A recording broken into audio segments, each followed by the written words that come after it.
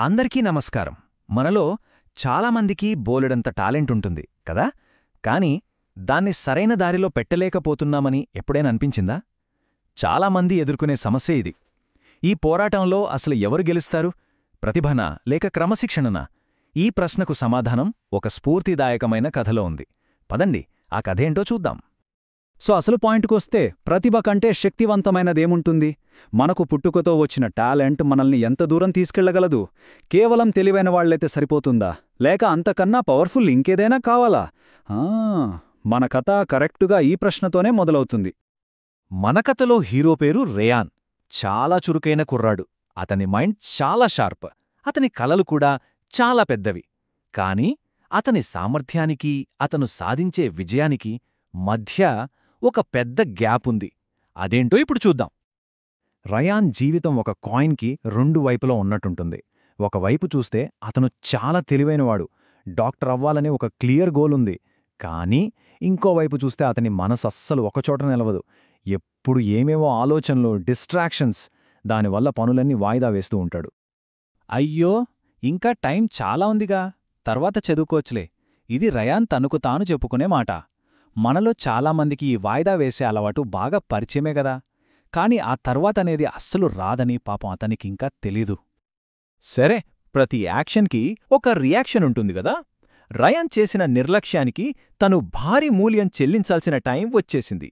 ఆ బాధాకరమైన మేల్కొలుపు ఎలా జరిగిందో చూద్దాం.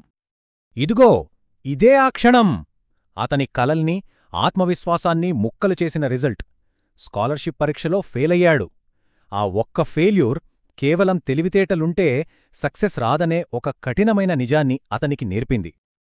ఆ ఓటమి తరువాత రయాన్కి ఒక విషయం క్లియర్గా అర్థమైంది. తెలివిగా ఉండటం ఒక్కటే సరిపోదు. దానికి డిసిప్లిన్ అనే ఫౌండేషన్ లేకపోతే సక్సెస్ అనే బిల్డింగ్ కట్టడం అసాధ్యం. ఇదే అతని జీవితాన్ని మార్చేసిన మూమెంట్. ఈ గందరగోళానికొక సమాధానం కోసం వెతుకుతున్న రయాన్కి కోచ్ మిల్లర్ రూపంలో ఒక గురువు దొరికాడు. ఇక ఆయన ఏకాగ్రతను నేర్పించడానికి వాడిన పద్ధతి చాలా డిఫరెంట్గా ఉంటుంది. కోచ్ మిల్లర్ అంటే ఆయన ఒక మామూలు పీఈటీ టీచర్ కాదు. శారీరకంగానే కాదు, మానసికంగా కూడా స్టూడెంట్స్ని చాలా స్ట్రాంగ్గా తయారుచేసేవాడు. చెదిరిపోయిన మనసుల్ని ఒక చోటకి తీసుకురావడంలో ఆయనకు మంచి పేరుంది. అందుకే రయాన్ ఆయన దగ్గరికి వెళ్ళాడు. కోచ్ మిల్లర్ ఏం చేశారంటే, రయాన్ చేతికి ఒక చిన్న బొమ్మ, బిల్లు, బాణమిచ్చి దూరంగా ఉన్న టార్గెట్ని కొట్టమన్నాడు. ఇది చూడ్డానికి చిన్నపిల్లల ఆటలా అనిపించవచ్చు, కానీ ఈ సింపుల్ టాస్క్లోనే ఏకాగ్రతకు సంబంధించిన ఒక పెద్ద సీక్రెట్ దాగి ఉంది. రయాన్ టార్గెట్ని ఎందుకు కొట్టలేకపోయాడో ఇక్కడ మనకు క్లియర్గా తెలుస్తుంది. బాణం వేసేటప్పుడు అతని కళ్ళు లక్ష్యం మీద లేవు. చుట్టూ ఉన్న చెట్లమీద, ఆ ఫీల్డ్ మీద, చివరికి ఆ బోర్డు మీద ఉన్నాయి. అతని దృష్టి చెల్లాచెదురైంది. అందుకే బాణం కూడా దారి తప్పింది. అప్పుడే కోచ్ ఆ ముఖ్యమైన పాఠం చెప్పాడు. ఒక మంచి విలుకారుడు టార్గెట్ని మాత్రమే చూస్తాడు, ఇంకేదీ చూడడు. జీవితంలో కూడా అంతేకదా. మన ఫోకస్ అంతా చుట్టూ ఉన్న డిస్ట్రాక్షన్స్ మీదకు వెళ్ళినప్పుడు అసలు గమ్యాన్ని మిస్ అవుతాం. సరే, మరి ఈ ఏకాగ్రతను, ఈ క్రమశిక్షణను సాధించడమెలా? కథలోని నీతిని మన నిజ జీవితంలోకి అప్లై చేసుకునే 4 సింపుల్ రూల్స్ ఇప్పుడు తెలుసుకుందాం. కోచ్ మిల్లర్ చెప్పినవి ఈ 4 పవర్ఫుల్ రూల్సే. మొదటిది, మన ఆలోచనల్ని కంట్రోల్ చేసుకోవడం. మనస్సు పక్కదారి పట్టిన ప్రతిసారి దాన్ని మళ్ళీ పనిమీదకు తీసుకురావాలి. రెండోది, ఒక మంచి రొటీన్ సెట్ చేసుకోవడం. ఇది మన బ్రెయిన్కి ఒక డైరెక్షన్ ఇస్తుంది. ఇక మూడోది, డిస్ట్రాక్షన్స్ని దూరం పెట్టడం. మన ఏకాగ్రతను దొంగిలించే ఫోన్, టీవీ వీటన్నిటినీ పక్కన పెట్టేయాలి. చివరిగా 4వది, ప్రతిరోజూ ప్రాక్టీస్ చేయడం. చిన్న చిన్న అలవాట్లతోనే పెద్ద మార్పు మొదలవుతుంది. రయాన్ ఈ నియమాల్ని పాటించటం మొదలుపెట్టాడు. తన మనస్సునే ఒక ఆయుధంలా మార్చుకున్నాడు. మరి అతని ప్రయాణం ఫెయిల్యూర్ నుంచి ఫస్ట్ ప్లేస్కి ఎలా సాగిందో చూడండి.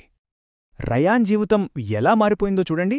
స్కాలర్షిప్లో ఫెయిల్ అవ్వడం అనేది స్టార్టింగ్ పాయింట్. అక్కడ్నుంచి ఆ 4 నియమాలను ప్రతిరోజూ పాటిస్తూ వచ్చాడు.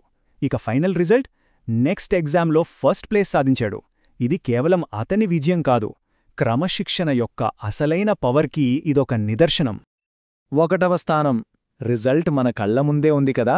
జస్ట్ పాస్ అవ్వడం కాదు, ఫస్ట్ ర్యాంక్ సాధించాడు. అతని క్రమశిక్షణ, అతని కృషి అతన్ని టాప్లో నిలబెట్టాయి. చివరగా కోచ్ మిల్లర్ చెప్పిన ఈ మాటలు గుర్తుంచుకుందాం. మనస్సు ఒక అడవి గుర్రం లాంటిది. దానికి మనం ట్రైనింగిస్తే అది మనల్ని మన గమ్యానికి తీసుకువెళుతుంది. ఎంత మంచి మాట కదా! మనలో ఉన్న అసలైన సామర్థ్యాన్ని బయటకు తీసుకురావాలంటే మన మనస్సు అనే ఆ గుర్రానికి పగ్గాలు వెయ్యాల్సిందే.